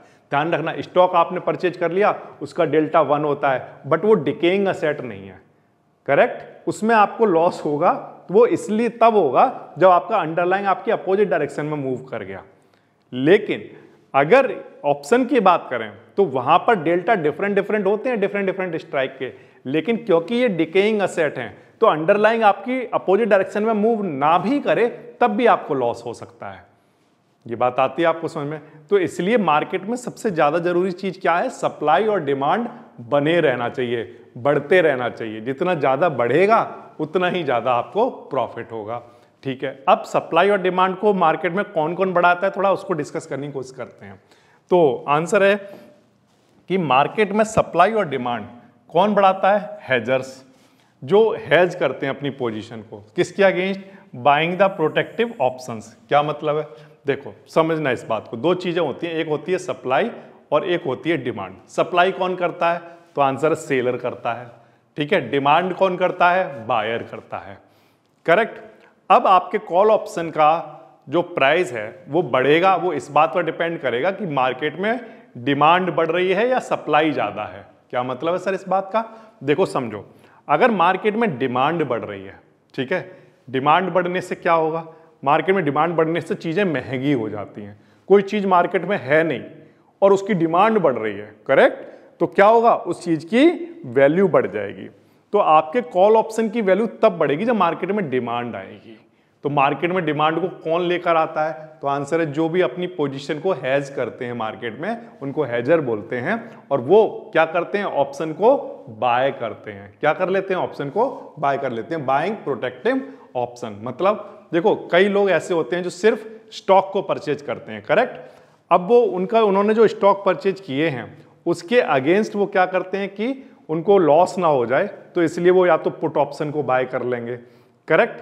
या उन्होंने मान लो कोई फ्यूचर में कोई कॉन्ट्रैक्ट उन्होंने परचेज किया है तो उसके अगेंस्ट उन्होंने क्या किया? कोई ऑप्शन को बायर कर लिया। तो या फिर उन्होंने कोई म्यूचुअल फंड परचेज किया हुआ है, म्यूचुअल फंड के अगेंस्ट उन्होंने क्या किया? कुछ ऑप्शन को बाय कर लिया। किसी भी तरह से किया, लेकिन उन्होंने क्या किया? अपनी पोजीशन को प्रोटेक्ट करने के लिए, जो मार्केट में चाहे बॉन्ड की फॉर्म में थी, चाहे म्यूचुअल फंड की फॉर्म में थी, चाहे स्टॉक की फॉर्म में थी, या किसी भी अदर फॉर्म में थी, उसके अगेंस्ट उन्होंने क्या किया? अपने पोर्टफोलियो को प्रोटेक्ट करने के लिए क्या करते हैं? वो ऑप्शन को बाय कर लेते हैं। अब ऑप्शन को जब वो ज्यादा बाय कर रहे होते हैं, ठीक है, तो उस टाइम पर क्या होता है? मार्केट में डिमांड बढ़ जाती है, क्योंकि जो हेज कर रहे हैं वो बड़े बड़े अमाउंट में, बहुत लार्ज अमाउंट में ऑप्शन को बाय कर रहे हैं, तो इसलिए मार्केट में वो डिमांड को बढ़ा देते हैं। और जब डिमांड बढ़ती है तो कॉल ऑप्शन की वैल्यू बढ़ती है। इतनी बात आ रही है आपको समझ में? अच्छा, ऐसा सर होता कब है? तो ऐसा तब हो सकता है, जैसे वैसे तो इन जनरली हमेशा होता ही रहता है, लेकिन अगर कभी ऐसी सिचुएशन हो कि मार्केट में किसी इन्वेस्टर को ये लग रहा हो कि पोर्टफोलियो में एक बड़ी गिरावट आ सकती है, तो वो क्या करेगा? एक लार्ज अमाउंट में प्रीमियम देने को तैयार हो जाएगा, वो लार्ज अमाउंट में कॉल ऑप्शन को या पुट ऑप्शन को या मैं कहूँ सिर्फ ऑप्शन को बाय करने के लिए तैयार हो जाएगा, क्योंकि उसके पोर्टफोलियो में बड़ा लॉस ना हो जाए, स्टॉक वाले पोर्टफोलियो में। बात आ रही है समझ में? तो फिर क्या करता है जो सेलर होता है, वो सोचता है कि अच्छा मार्केट में कुछ बड़ी गिरावट आ सकती है, इनके पोर्टफोलियो में इन्हें लॉस हो सकता है, तो अब ये हमारे पास आएंगे और अब हम इनको महंगे प्रीमियम में बेचेंगे। तो उस केस में क्या हो रहा है, डिमांड बढ़ने से प्रीमियम महंगे हो जाते हैं। तो आपने सस्ते में खरीद रखा था, हेजर आए, उन्होंने डिमांड बढ़ा दी, आपके प्रीमियम की वैल्यू बढ़ेगी। ये बात आई समझ में? अच्छा, दूसरे होते हैं स्पेक्युलेटर। स्पेक्युलेटर्स क्या करते हैं, तो वो क्या करते हैं, बाय कर लेते हैं कॉल को इंस्टेड ऑफ स्टॉक। क्या मतलब है सर इस बात का? देखो, ये बात मैं अपनी पिछली क्लासों में आपको कई बार बता चुका हूं कि स्टॉक को परचेज करने के कंपैरिजन में अगर कॉल ऑप्शन को परचेज करना ज़्यादा बेनिफिशियल होता है। तो अगर मान लो कोई मार्केट में ऐसा इन्वेस्टर है जो मार्केट को लेकर बुलिश है और उसको पता है कि मार्केट जो है वो ऊपर की तरफ जाने वाला है, तो वो स्टॉक ना परचेज करके उसके कंपैरिजन में कम प्रीमियम में ऑप्शन को परचेज कर लेता है। ठीक है, अब स्पेक्युलेटर ने क्या किया, अपने ऑप्शन को परचेज कर लिया। ऑप्शन को परचेज जब भी कोई करता है, बाय करता है, तो क्या बढ़ती है, डिमांड बढ़ती है। ठीक है, तो हेजर ने क्या किया, उसने भी हेज करके अपनी पोजीशन को ऑप्शन को बाय किया था, तो उसने भी डिमांड को बढ़ाया। और कौन बढ़ा रहा है, स्पेक्युलेटर भी कर रहा है। वो क्या कर रहा है, स्टॉक ना परचेज करके ऑप्शन को बाय कर रहा है, क्योंकि वो बुलिश है मार्केट को लेकर। ठीक है, या बेयरिश से मार्केट को लेकर तो पुट को बाय कर रहा है। दोनों ही केस में बाय कर रहा है। तो क्या बढ़ रही है मार्केट में, डिमांड बढ़ रही है। इतनी बात आ रही है। अब मार्केट में डिमांड बढ़ रही है तो क्या हो रहा है, प्रीमियम बढ़ रहे हैं। ठीक है, यहां तक बात आ रही है, इन दोनों ने बढ़ाया।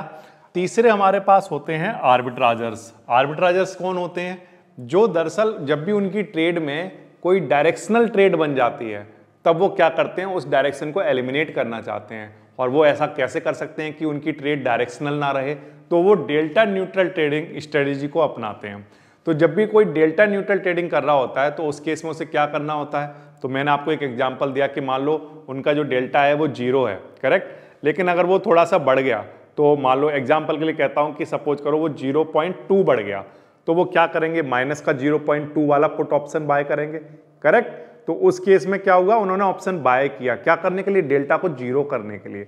अगर मान लो उनकी जो डेल्टा की पोजीशन है वो 0.5 बढ़ गई, एग्जांपल के लिए वो 0 था 0.5 हो गया, तो वो क्या करेंगे, इधर का माइनस वाला पुट ऑप्शन को बाय कर लेंगे, करेक्ट। तो एक पुट ऑप्शन को बाय करेंगे तो फिर से उनका डेल्टा कितना हो जाएगा, 0 हो जाएगा। तो उनका काम होता है हर वक्त डेल्टा को 0 बनाना। इसके लिए उन्हें क्या करने होते हैं, तो इसके लिए उनको पुट ऑप्शन बाय करने होते हैं, कॉल ऑप्शन बाय करने होते हैं। ये बात आ रही है आपको समझ में? तो अब इन्होंने भी क्या किया, मार्केट में बाय किया। तो जब मार्केट में ये तीनों बाय कर रहे होते हैं तो मार्केट में डिमांड बढ़ जाती है। तो हम क्या कहते हैं, वोलाटिलिटी बढ़ गई। क्यों? क्योंकि खरीदने वाले ज्यादा हैं। ठीक है, तो हम कहते हैं मार्केट में वोलाटिलिटी बढ़ रही है। ये बात ध्यान रखना, बायर ही वोलाटिलिटी को बढ़ाता है। लेकिन कई बार ऐसा भी होता है, कैसा, कि जो हेजर हैं या स्पेक्युलेटर हैं वो क्या करते हैं, उन्होंने देखा कि मार्केट में उनके पोर्टफोलियो को कोई बड़ा रिस्क है नहीं, ऐसा कोई इवेंट भी नहीं है, करेक्ट। तो या फिर मान लो कंपनी की अर्निंग रिपोर्ट्स वगैरह कुछ नहीं आने वाली हैं, तो वो क्या करते हैं, ऑप्शंस को बाय नहीं करते हैं। वो अपना जो पोर्टफोलियो है उसके लिए प्रोटेक्टिव ऑप्शन को बाय करना पसंद नहीं करता है। तो जब हेजर ऑप्शन को बाय नहीं कर रहा होता है तो मार्केट में कौन बढ़ गए, सेलर बढ़ गए, करेक्ट। अब इसने तो बाय किया नहीं। अच्छा, जो स्पेक्युलेटर हैं वो क्या करते थे, इन जनरली स्टॉक की बजाय ऑप्शन को बाय करते थे। लेकिन अगर उन्हें लग रहा है कि मार्केट में डिमांड घट रही है, सेलर ज्यादा हैं, तो वो क्या करते हैं, वहां पर सेलिंग करना स्टार्ट कर देते हैं अपनी डेली इनकम को जनरेट करने के लिए। ठीक है, तो स्पेक्युलेटर क्या करना स्टार्ट कर देते हैं, उन्हें देखा कि जो हेजर हैं वो ज्यादा हेज नहीं कर रहे हैं अपनी पोजीशन को, डिमांड घट रही है, सेलर बढ़ रहे हैं, तो इसका मतलब वोलाटिलिटी लो है। अगर वोलाटिलिटी लो है तो इसका मतलब ये क्या करेगा, बाय नहीं करेंगे, ये भी क्या करना स्टार्ट कर देते हैं, सेलिंग करना स्टार्ट कर देते हैं, करेक्ट। ये बात आ रही समझ में? अब ये जब सेल करेगा तो ये भी सेलर वाली साइड में ही आ गया स्पेक्युलेटर, करेक्ट। तो अब मार्केट में सेलर बढ़ गए। जब सेलर बढ़ जाते हैं तो हम क्या कहते हैं कि मार्केट में क्या कम हो गई है, वोलाटिलिटी कम हो गई है, क्योंकि डिमांड कम है। अगर डिमांड कम होगी तो कोई भी चीज है जिसकी डिमांड कम हो जाती है, क्या होता है, उसकी वैल्यू डिक्रीज होने लगती है। तो आप देखोगे कि आपके ऑप्शन के जो प्रीमियम हैं वो आपको लो देखने को मिलेंगे जब मार्केट में लो वोलाटिलिटी होगी। ये समझ में आया कि वोलाटिलिटी लो कब होती है और हाई कब होती है। हाई तब होगी जब खूब सारे बायर आते हैं मार्केट में, खूब डिमांड बढ़ाते हैं, और लो कब होगी जब मार्केट में डिमांड कम हो जाती है और सेलर ज़्यादा होते हैं। ये बात आई आपको समझ में? अच्छा, अब एक और इम्पोर्टेंट बात कि मार्केट में जो अगर हम बात करें कि डिमांड और जो सप्लाई है ना, वो हमेशा जरूरी नहीं है कि ये तीनों लोग जो मैंने आपको बताया कि हेजर कर सकता है या स्पेकुलेटर करते हैं या फिर जो आर्बिट्राजर्स होते हैं वो करते हैं, ऐसा जरूरी नहीं है।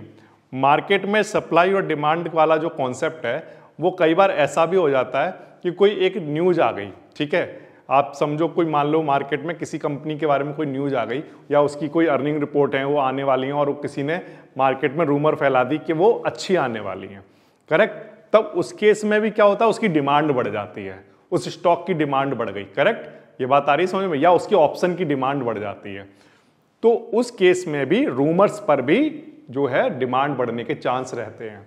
तो क्यों? क्योंकि लोगों का क्या हो रहा है, ग्रीड बढ़ रहा है, लालच बढ़ रहा है, लोगों को ग्रीड बढ़ रहा है। ग्रीड बढ़ने से क्या होता है, वो बाय करना स्टार्ट कर देते हैं उस ऑप्शन को या उस स्टॉक को। तो ग्रीड बढ़ता है तो हम क्या करते हैं, बाय करते हैं रूमर्स को। और दूसरा, जब कोई ऐसी न्यूज आ जाती है कि ये जो स्टॉक है ना, इसके साथ कुछ ये गड़बड़ है, इसकी कंपनी का सीईओ ये गड़बड़ है, करेक्ट, ऐसा कोई न्यूज आ गई मार्केट में, ठीक है, अगेन वो रूमर ही है, या मैं कहता हूँ चलो एक फेक न्यूज आ गई, करेक्ट, तब उस केस में क्या होता है, लोग घबराकर उस स्टॉक को बेचना स्टार्ट कर देते हैं, ठीक है, और उसका ऑप्शन परचेज करना बंद कर देते हैं। तब उस केस में क्या होता है, मार्केट में सेलर बढ़ गए, तो यहाँ पर सप्लाई बढ़ रही है, करेक्ट, अब कोई उसकी डिमांड नहीं कर रहा है, तो इस केस में हम क्या कहते हैं, कोई न्यूज को सेल कर रहा है, तो मार्केट में तब क्या हो रहा होता है, फियर बढ़ गया होता है।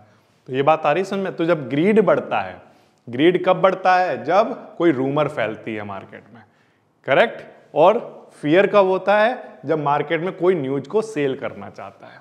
इस बात को भी ध्यान रखना। तो ग्रीड और फियर से सप्लाई और डिमांड पर भी इफेक्ट आता है। ये क्लियर हो गई बात? ठीक है, ये तो सर बात हो गई किसकी, वोलाटिलिटी की। अब सवाल है कि अगर ये सब वोलाटिलिटी के ही बारे में है तो क्या मार्केट में जो ट्रेड करनी चाहिए वो भी वोलाटिलिटी के हिसाब से ही करनी चाहिए? तो आंसर है यस। हमें जो कुछ भी करना है, चाहे सेलिंग करनी है चाहे बाइंग करनी है, वो वोलाटिलिटी को ही हमें सेल करना है, वोलाटिलिटी को ही हमें बाय करना है। क्या मतलब है सर इस बात का? थोड़ा इसको समझने की कोशिश करते हैं। देखिए, मान लो अगर वोलाटिलिटी लो है मार्केट में, आपको ये तो पता ही है कब लो होगी, जब मार्केट में डिमांड कम होगी, जब लोग ऑप्शन बाय करना पसंद नहीं कर रहे होंगे, ठीक है, तो मार्केट में वोलाटिलिटी लो है। अब होगा क्या, तो अगर मार्केट में वोलाटिलिटी लो है तो इसका मतलब आप सेलिंग करोगे, ठीक है, आप वोलाटिलिटी को तब क्या कर रहे होगे, सेल कर रहे होगे। लेकिन अगर मान लो मार्केट में वोलाटिलिटी हाई है, यानी कि डिमांड ज्यादा है, तब आप क्या कर रहे होगे, वोलाटिलिटी को बाय कर रहे होगे। देखो, मैंने आपको बोला कि डिमांड बढ़ने पर, डिमांड जब बढ़ती है ना, डिमांड कब बढ़ती है, जब बाय करते हैं, तो आप अब उसे वोलाटिलिटी के टर्म में कहना शुरू कर दो कि दरअसल जब भी मार्केट में डिमांड बढ़ रही है तो यानी कि लोग बाय कर रहे हैं उस वोलाटिलिटी को, क्योंकि वोलाटिलिटी बढ़ गई है। वोलाटिलिटी बढ़ने का मतलब वोलाटिलिटी को बाय करेंगे हम, ऑप्शन बढ़ रहे हैं, ऑप्शन के खरीदार बढ़ गए हैं, ऑप्शन के बायर बढ़ गए हैं। तो वोलाटिलिटी की टर्म में इसको कहना जब आप शुरू कर दोगे तभी आप वोलाटिलिटी को ट्रेड करना भी स्टार्ट कर पाओगे। क्योंकि लोग पूछते हैं कि वोलाटिलिटी को कैसे ट्रेड करते हैं, तो मैं कहता हूं पहले उसकी टर्मिनोलॉजी जो है ना, उस लैंग्वेज को बोलना स्टार्ट करो आप। कौन सी लैंग्वेज? कि देखो, मार्केट में वोलाटिलिटी हाई है, इसका मतलब मार्केट में वोलाटिलिटी को खरीदा जा रहा है, वोलाटिलिटी को खरीदा जा रहा है मतलब डिमांड बढ़ रही है। इस बात को ऐसे सोचना स्टार्ट करो, ठीक है। मार्केट में वोलाटिलिटी लो है, इसको कैसे सोचना स्टार्ट करोगे, मार्केट में वोलाटिलिटी लो क्यों होगी, अच्छा सप्लाई ज्यादा हो रही है, यानी कि सेलर ज्यादा है, यानी कि अभी वोलाटिलिटी को क्या किया जा रहा है, सेल किया जा रहा है। ये बात आई आपको समझ में? ठीक है। अब हम मार्केट में चाहे वोलाटिलिटी को सेल करें चाहे हम बाय करें, हमारे पास तीन तरह की ट्रेड हो सकती हैं। किस तरह की तीन तरह की ट्रेड? पहली हो सकती है जो डायरेक्शनल न्यूट्रल हो। कैसी? Directional neutral. क्या मतलब है सर इस बात का? जब भी हम एक डायरेक्शनल न्यूट्रल ट्रेड करते हैं उससे उस बात का मतलब ये होता है कि चाहे मार्केट अब इधर जाए चाहे मार्केट इधर जाए, उसका हमारी ट्रेड का उस डायरेक्शन से कोई भी लेना देना नहीं होता है। तो ऐसी ट्रेड को हम लोग क्या कहते हैं? डायरेक्शनल न्यूट्रल ट्रेड कहते हैं। अच्छा, ऐसी ट्रेड भी होती है मार्केट में? तो आंसर है हाँ, बहुत सारी ट्रेड ऐसी होती हैं जिनका डायरेक्शन से कोई लेना देना नहीं है, चाहे निफ्टी किधर भी जाए। करेक्ट। दूसरा हमारे पास होती है डायरेक्शन बायस। डायरेक्शन बायस ट्रेड का मतलब नाम से पता चल रहा है, जो कि डायरेक्शन पर डिपेंड करती हैं, जो कि जनरली लोग करते हैं। जो कि जैसे एग्जांपल के लिए आप देखते हो, जनरली जो ऑप्शन बायर हैं वो क्या करते हैं? मार्केट में कॉल ऑप्शन को बाय कर लेते हैं। करेक्ट। तो उन्होंने कॉल ऑप्शन को जैसे ही बाय किया तो अब उनका जो पूरा ट्रेड है वो किस पर डिपेंड कर रहा है? तो आंसर है उनका पूरा ट्रेड डायरेक्शन पर डिपेंड कर रहा है। अगर मार्केट उनकी डायरेक्शन में गया तो ठीक है, और नहीं गया तो फिर उन्हें लॉस होगा। तो वो पूरी तरह से किस पर डिपेंड है? डायरेक्शन पर।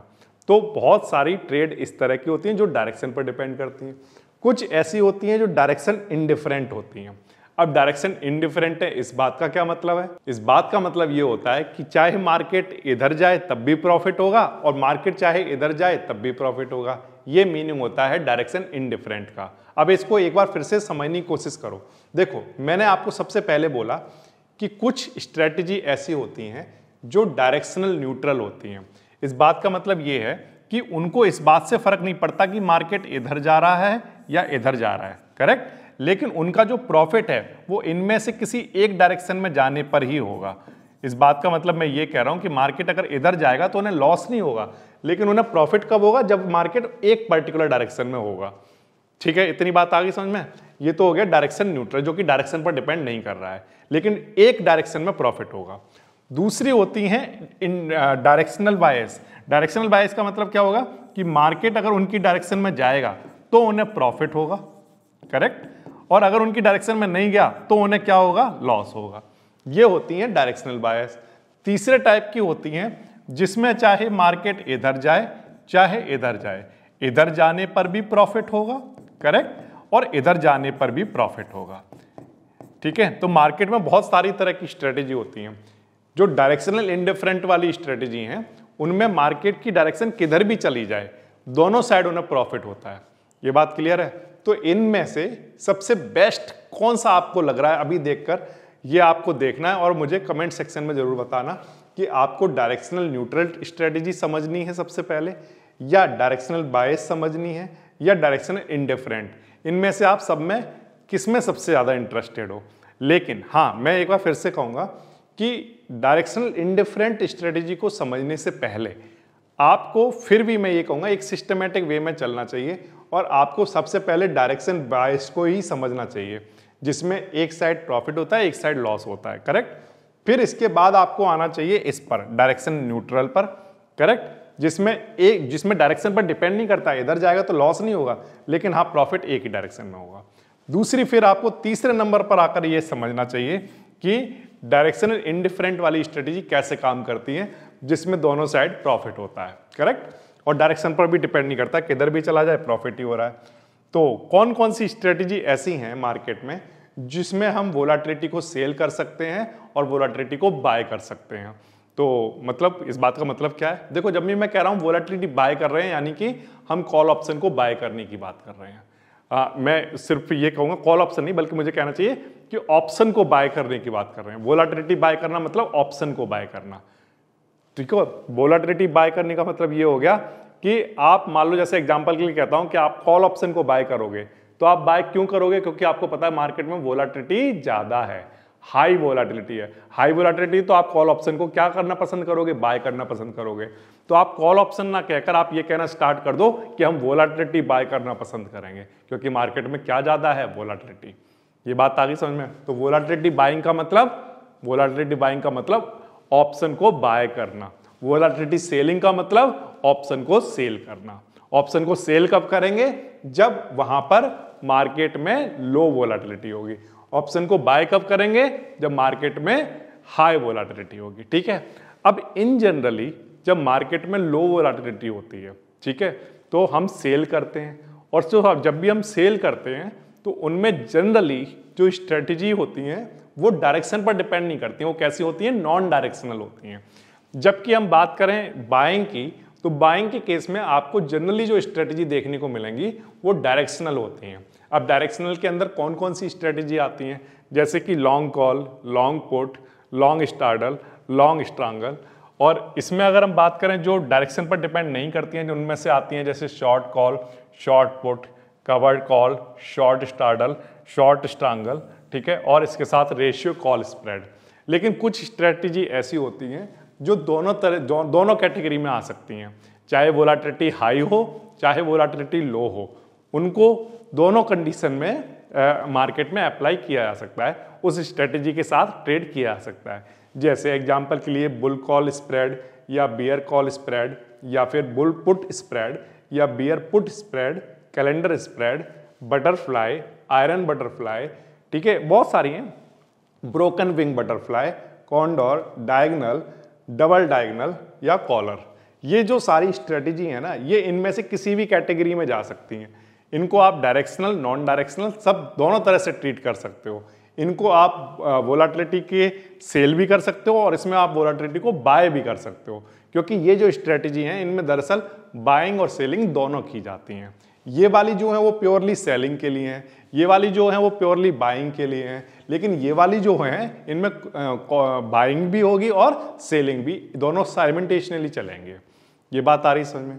ओके, तो अब हम इंटरेस्टेड हैं ये जानने में कि किस तरह से इन स्ट्रेटजी का यूज किया जाता है। इन स्ट्रेटजी में से सबसे बेस्ट स्ट्रेटजी कौन सी है जिसमें इधर भी प्रॉफिट हो इधर भी प्रॉफिट हो, दोनों साइड प्रॉफिट हो, तो इनमें से बेस्ट स्ट्रेटजी कौन सी है? तो इसके लिए हमें क्या करना पड़ेगा, एक सिस्टमेटिक वे में चलना पड़ेगा और वन बाय वन इन सारी स्ट्रेटजी को समझना पड़ेगा। तो हम जो सबसे पहली स्ट्रेटजी डिस्कस करेंगे उसका नाम है लॉन्ग कॉल। पहले हम इधर से चलेंगे, बाइंग वाली सारी स्ट्रेटजी समझेंगे, फिर हम इसके बाद शॉर्ट करने वाली स्ट्रेटजी भी इनके साथ साथ समझेंगे और फिर हम इसके बाद एडवांस स्ट्रेटजी पर आएंगे। ओके, अब लेकिन जो हम सबसे इम्पोर्टेंट बात कर रहे हैं स्टार्टिंग से, हम उस पर वापस आते हैं। अब तक की क्लास में हमने क्या इम्पोर्टेंट लेसन सीखे हैं? तो आंसर है हमारे पास 3 इम्पोर्टेंट लेसन निकल कर आते हैं इस क्लास से। पहला, risk management is the job number 1। सबसे पहला काम हमें क्या करना है? रिस्क मैनेज करना है। दूसरा, the option Greek give us the dashboard to monitor the risk. दरअसल जो ग्रीक होते हैं वही हमारा रिस्क होते हैं, क्योंकि उनमें चेंज आता है तो हमारी पोजीशन में चेंज आता है। तो हमें किसको मॉनिटर करना होता है? अपने ऑप्शन ग्रीक को। अगर हम उनको मॉनिटर कर रहे हैं तो हमारा रिस्क भी मॉनिटर हो रहा है। क्लियर है? और जितना जल्दी आप मार्केट में उनको अपने रिस्क को एडजस्ट कर सकते हो, जितना जल्दी आप ग्रीक को एडजस्ट करते हो उतना ही आपकी ट्रेड के लिए प्रॉफिटेबल होता है। इसलिए हमें फ्रिक्वेंट एडजस्टमेंट करना होता है ग्रीक्स को। ठीक है, तो ये तो रिस्क मैनेजमेंट का एक पार्ट हो गया। कौन सा वाला? ऑप्शन ग्रीक वाला पार्ट। लेकिन अभी कहानी खत्म नहीं हुई है। क्यों? क्योंकि देखो, रिस्क मैनेजमेंट सिर्फ ग्रीक से ही नहीं होगा, ये बात ध्यान रखना। ट्रेड लेने के लिए ग्रीक काम नहीं आएंगे। ट्रेड लेने के लिए तो ऑप्शन चेन में ऑप्शन जो बायर हैं और जो सेलर हैं उनकी डिमांड और सेल किधर ज़्यादा है ये जानना काम आएगा। तब जाकर आप एक ट्रेड इनिशिएट कर पाओगे। तो आपको पता तो तभी चलेगा ना कि मार्केट का सेंटीमेंट क्या है, तभी तो आप ट्रेड लोगे। आप कॉल ऑप्शन बाय करोगे या पुट ऑप्शन बाय करोगे, ये कैसे पता चलेगा? ये ग्रीक से थोड़ी पता चलता है। ये तो पता तब चलता है कि मार्केट का सेंटीमेंट क्या है। अगर मार्केट का सेंटीमेंट बुलिश है तो आप क्या करोगे? कॉल ऑप्शन को बाय करोगे। बेयरिश है तो आप पुट ऑप्शन को बाय करोगे या फिर सेल करोगे अकॉर्डिंगली। करेक्ट? तो सबसे ज़्यादा इंपॉर्टेंट चीज़ क्या है? तो आंसर है रिस्क मैनेजमेंट। ग्रीक का तो समझ में आता है कि ग्रीक की हेल्प से हम अपने रिस्क को मॉनिटर कर सकते हैं और उसमें एडजस्टमेंट ला सकते हैं। लेकिन ट्रेड, ये तो बात हो गई कि जब हमने ट्रेड ले लिया उसके बाद मॉनिटर कर रहे हैं। लेकिन ट्रेड लेने के लिए, ट्रेड लेने से पहले हमें मार्केट का सेंटीमेंट भी तो देखना पड़ेगा। हमें मार्केट में ये भी तो देखना पड़ेगा कि मार्केट में ओपन इंटरेस्ट है कहाँ पर, लोग किस चीज़ में इंटरेस्ट हैं, डिमांड बढ़ रही है या सप्लाई बढ़ रही है, दोनों में से क्या बढ़ रहा है और कहाँ पर बढ़ रहा है। तो हमें समझना पड़ेगा कि ओपन इंटरेस्ट क्या है, ओपन इंटरेस्ट में चेंज जो आ रहा है ये, इसको हम लोग कैसे रीड करें। और हमें ये भी समझना पड़ेगा कि जो पुट ऑप्शन और कॉल ऑप्शन में जो ये ओपन इंटरेस्ट में चेंज आ रहा है, इनके मीनिंग डिफरेंट तरीके से कैसे एक्सप्लेन किए जा सकते हैं, कैसे समझे जा सकते हैं। किस तरह से जो मार्केट में जो बड़े बड़े जो इंस्टीट्यूशन हैं, जो मार्केट में प्रोफेशनल ट्रेडर्स हैं, वो किस तरह से मार्केट में सपोर्ट और रेजिस्टेंस अलग अलग स्ट्राइक पर बनाकर बैठे हुए हैं। तो हम लोग नेक्स्ट क्लास में डिटेल में समझने की कोशिश करेंगे क्या कि ऑप्शन चेन में ओपन इंटरेस्ट का डेटा किस तरह से काम करता है। अगर आपने ये समझ लिया, अगर आपने डिटेल में ये समझ लिया कि मल्टी स्ट्राइक किस तरह से, देखो एक तो होता है मार्केट में इस बात को समझना कि एक तो होता है मार्केट में आपने सपोर्ट देखा, रेजिस्टेंस देखा, ठीक है, वो आपको पता है कि कैसे देखा जाता है, ओपन इंटरेस्ट के बेसिस पर आप देख लेते हो। लेकिन सवाल ये है कि क्या ये सपोर्ट और ये जो रेजिस्टेंस है, क्या जो मार्केट मेकर हैं उनका भी यही सपोर्ट और यही रेजिस्टेंस है, या मार्केट मेकर का सपोर्ट और रेजिस्टेंस कुछ और है। तो मैं आपको अभी से बताता हूं कि मार्केट का जो मार्केट को बनाकर बैठे हुए हैं, जो इंस्टीट्यूशन हैं, उनका सपोर्ट और रेजिस्टेंस अलग होता है। आपको जो रिटेल ट्रेडर जो देखते हो उनका सपोर्ट और रेजिस्टेंस अलग तरह का होता है। इसीलिए जो आप स्टॉप लॉस लगाते हो तो क्या करते हो, मार्केट में रिटेल ट्रेडर वाला स्टॉप लॉस लगाते हो। मैं आपको नेक्स्ट क्लास में बताऊंगा कि किस तरह से आप जो इंस्टीट्यूशन हैं, जो जहां पर उनका रेजिस्टेंस और सपोर्ट बनता है, उनका इंटरेस्ट जहां बन रहा है, उनका जहां ओपन इंटरेस्ट बन रहा है, वहां पर स्टॉप लॉस कैसे लगाया जाए। ये सारी बातें जो हम करेंगे वो नेक्स्ट क्लास में करेंगे। उम्मीद करता हूं कि वीडियो हेल्पफुल रही हो और आपको मैं समझा पाया हूं कि जो ऑप्शन ग्रीक हैं वही हमारे रिस्क को मैनेज करते हैं। तो इसलिए हमारी जो ट्रेड लेने के बाद जो टेंडेंसी होनी चाहिए वो ये देखने पर नहीं होनी चाहिए कि कितना प्रॉफिट हो रहा है, कितना लॉस हो रहा है, वो तो ट्रेड लेने से पहले ही कैलकुलेट हो जाता है। तो हमें केवल इस बात पर नज़र रखनी चाहिए, हमें जो मॉनिटर करना है अपने रिस्क को करना है, यानी कि अपनी ग्रीक्स को करना है। तो हमारी स्क्रीन पर ग्रीक्स दिखने चाहिए, ना कि प्रॉफिट और लॉस वाली स्क्रीन। तो उम्मीद करता हूँ कि वीडियो हेल्पफुल रही हो। अगर हेल्पफुल रही हो तो प्लीज़ इस वीडियो को ज़रूर शेयर करना, मैं ही आपसे रिक्वेस्ट करता हूँ। मैं मिलता हूँ आपसे नेक्स्ट वीडियो में, जहाँ पर ओपन इंटरेस्ट की बातें करेंगे। Thank you.